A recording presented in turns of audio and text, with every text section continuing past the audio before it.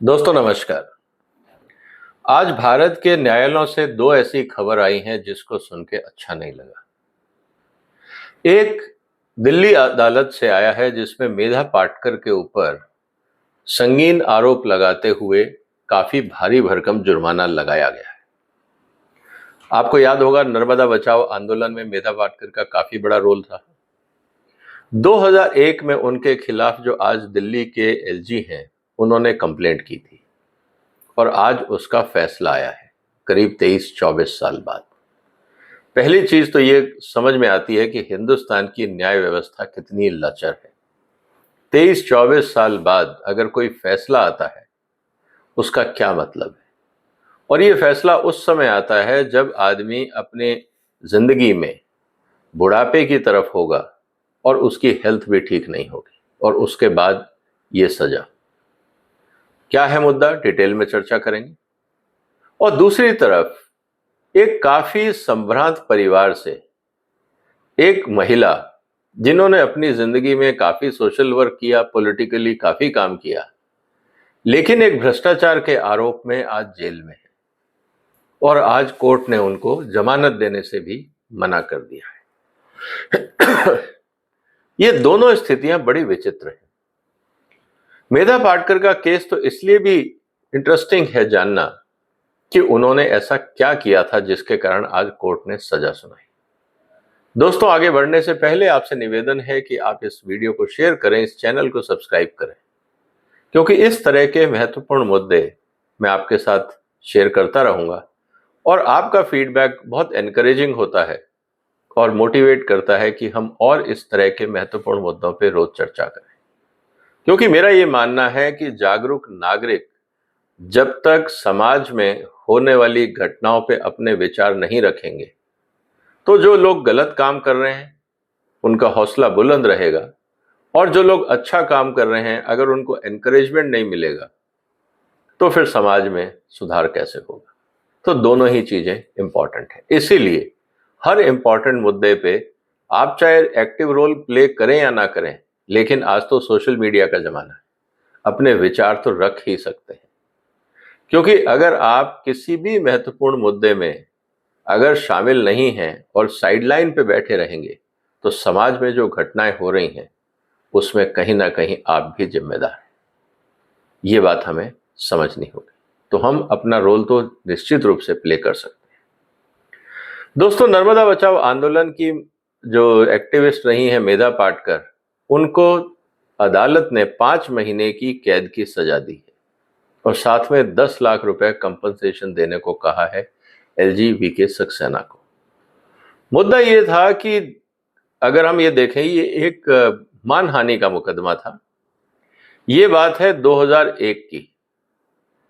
हुआ ये कि जब सक्सेना साहब नर्मदा बचाओ आंदोलन में मेधा पाटकर से मिले तो उन्होंने एक 40,000 रुपए का चेक दिया और लोक समिति ने तुरंत एक रिप्लाई किया कि हमें चेक मिल गया है।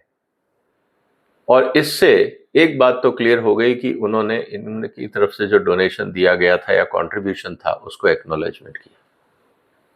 लेकिन थोड़े समय बाद उन्होंने अनफॉर्चुनेटली इस चेक को एनकैश नहीं कराया, और जब ये एनकैश नहीं हो पाया तो उसका कारण ये बताया गया कि साहब ये चेक बाउंस हो गया। और जब इंक्वायरी की गई तो ये लगा कि बैंक ने कहा कि साहब ये अकाउंट एग्जिस्ट ही नहीं करता है। अब सवाल इस बात का है कि एलजी जो उस समय अहमदाबाद में एक एनजीओ थी, उसके चीफ थे, काउंसिल फॉर सिविल लिबर्टीज, ये उसके अध्यक्ष थे। ऐसा वो क्यों चेक देंगे जो बाउंस हो। चलिए बाउंस हो गया किसी बैंकिंग कार्रवाई से। मेधा पाटकर ने एक बयान जारी किया कि Saxena was a coward and not a patriot. अब ये जो स्टेटमेंट है कि ये देशभक्त नहीं है, ये कावर्ड है, मतलब अब आप उसका क्या मतलब निकालना चाहते हैं। तो सक्सेना साहब को बहुत बुरा लगा। उन्होंने मेधा पाटकर के खिलाफ 2001 में अहमदाबाद में केस फाइल किया और जब ये केस चलता रहा उसके बाद सुप्रीम कोर्ट ने इस केस को दिल्ली शिफ्ट किया और 2011 में Medha Patkar pleaded not guilty and claim trial. उनका कि मैंने कुछ गलत नहीं किया है, आप कार्रवाई करिए। और आज उस पर निर्णय आया है और कोर्ट ने कहा है कि हम 5 महीने की सामान्य सजा इसलिए दे रहे हैं क्योंकि इनकी तबीयत ठीक नहीं है, सेहत ठीक नहीं है और ये अब एज में भी काफी ज्यादा हो गई हैं, तो हम इनको हार्श पनिशमेंट नहीं दे। लेकिन कोर्ट का ये कहना कि Patkar's decision to label the complainant mister VK Saxena as a coward and not a patriot was a direct attack on his personal character and loyalty to the nation. Medha Patkar failed to provide any evidence to counter these claims or to show that she did not intend or foresee the harm these imputations could cause. इसका मतलब ये है कि उन्होंने गलती तो करी, अब शब्दों का इस्तेमाल किया, लेकिन ऐसा अक्सर होता है कि ईगो इतना बड़ा होता है कि अपनी गलती मानते नहीं। अगर सॉरी बोल दिया होता तो ये मुद्दा खत्म हो जाता। उन्होंने कहा नहीं जी, हमने कुछ नहीं किया है, ये इंपॉर्टेंट चीज है।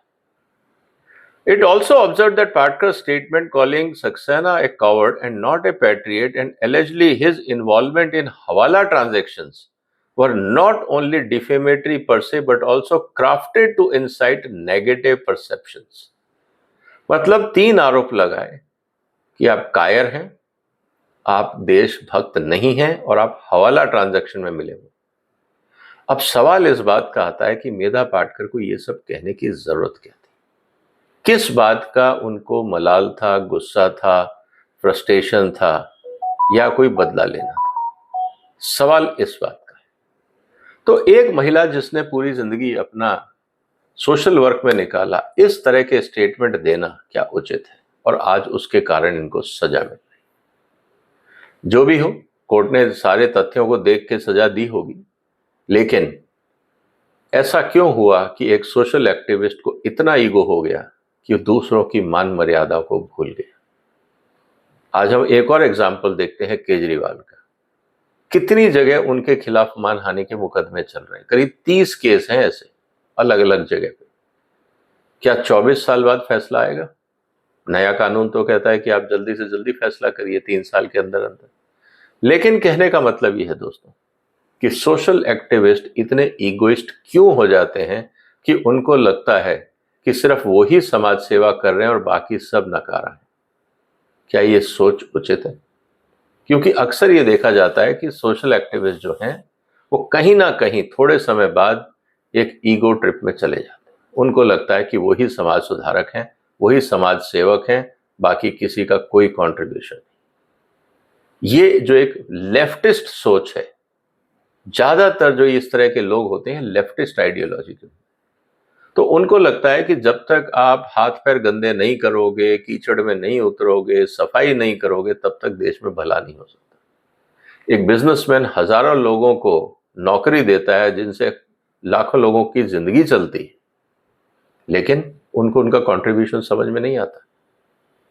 ऐसी मानसिकता सोशल वर्क सेक्टर में क्यों है? ये अपने आप में एक चिंता की बात है। क्या इतना ज्यादा लेफ्ट का इन्फ्लुएंस सोशल सिस्टम में हो गया है? ये भी किसी ना किसी को स्टडी करनी चाहिए। दूसरा मुद्दा है के कविता का। दोस्तों, के कविता अगर आप ध्यान से देखें तो कोई गरीब परिवार से नहीं है। के कविता के पास कम से कम 50 से 100 करोड़ की पूंजी होगी, कम से कम मैं बोल रहा। इतनी ही इनके पिताजी के पास होगी, इतनी ही इनके भाइयों के पास होगी। क्योंकि तेलंगाना हो या आंध्र प्रदेश, मुझे नहीं लगता वहां कोई भी पॉलिटिशियन होगा जो 150 करोड़ से नीचे होगा। क्योंकि जमीनें इतनी महंगी हैं तेलंगाना और आंध्रा में कि अगर आपका जरा भी जमीन का टुकड़ा है तो आप करोड़पति हैं। आप किसी से भी पूछ लीजिए। लेकिन कविता किस आरोप में जेल में है? भ्रष्टाचार के आरोप। क्या जरूरत पड़ी? उनका यह कहना था कि साहब, जो सीबीआई ने कोर्ट को बताया है कि जो लीकर माफिया था उसको वो कोऑर्डिनेट कर रही थी, और उन्होंने कहा था कि मैं आपको लीकर के बिजनेस में अच्छा मौका दिलवाऊंगी, मेरे दिल्ली में ऊंचे लोगों के साथ कॉन्टैक्ट्स हैं। इसका मतलब जो केजरीवाल का भ्रष्टाचार घोटाला या जो शराब नीति का घोटाला है, उसमें कहीं ना कहीं कविता को ये बात पता थी कि ये पूरा खेल हो रहा है और उन्होंने जो आंध्रा का लीकर माफिया था उसको दिल्ली लाने का पूरा प्रयास किया, इस उम्मीद से कि जब जरूरत से ज्यादा प्रॉफिट होगा तो कुछ केजरीवाल रखेगा और कुछ के कविता रखेंगी और कुछ व्यापारी रखेंगे। इसका मतलब यह है कि एक षड्यंत्र काफी बड़े लेवल पे हुआ। अब जब के कविता को कोर्ट ने बेल नहीं दी है, ईडी और सीबीआई के दोनों केस उन पे चल रहे हैं, तो इससे संबंधित जो बाकी लोग हैं क्या उनको बेल मिलेगी? क्या केजरीवाल को बेल मिलेगी? क्योंकि वो तो खुद ही सूत्रधार है। बगैर चीफ मिनिस्टर के परमिशन के तो ये पॉलिसी बन ही नहीं सकती थी। बगैर चीफ मिनिस्टर के हस्तक्षेप के तो ये डिसीजन हो ही नहीं सकता था। यही तो बात कोर्ट ने हाई कोर्ट में, सीबीआई ने हाई कोर्ट में कही, जिस कारण केजरीवाल को बेल नहीं मिली।